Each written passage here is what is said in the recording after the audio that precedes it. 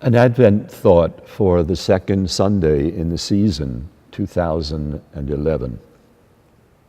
It's December 1992. Just at about this time of the year, 2 trucks leave Harrington, Maine for Washington, D.C. The trucks carry 10,000 Christmas wreaths. When they arrive, scores of volunteers meet the trucks at Arlington National Cemetery, and then, with quiet dignity, a wreath is carefully placed on each gravestone in Arlington. Now, nearly 20 years and 220,000 wreaths later, Morrill Worcester, his family, and a corps of volunteers continue to make the journey from Maine to Arlington to honor the memory of our veterans. The tradition began late in the Christmas season in 1992, when Morrill Worcester found he had a surplus of 4,000 fresh wreaths.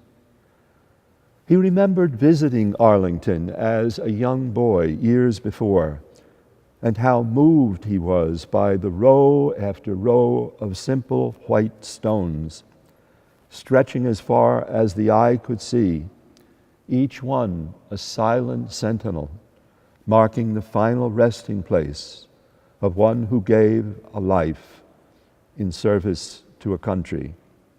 And so he made a promise.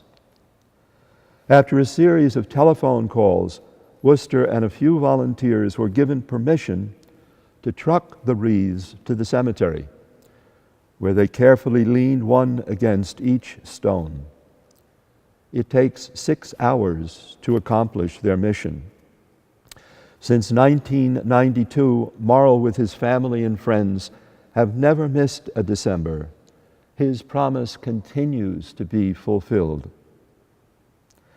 Their Christmas task went largely unnoticed until a few Christmases ago, a photograph was published of the fresh green wreaths with the signature hand-tied red bow resting against the simple white stone of an Arlington grave.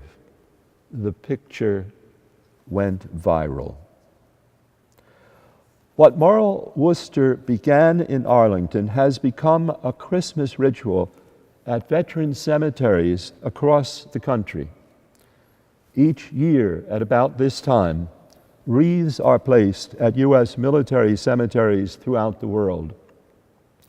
Navy ships at sea drop wreaths into the waters of the ocean around the globe.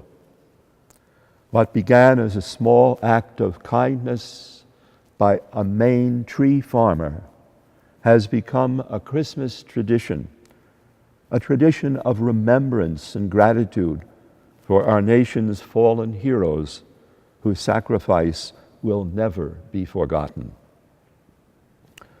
Morrill Worcester would shy away from the title, but he and his friends really are prophets in the truest sense of the word.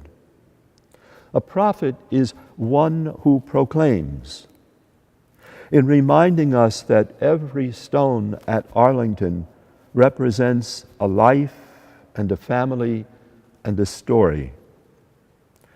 Worcester and his friends proclaim the peace and compassion of God.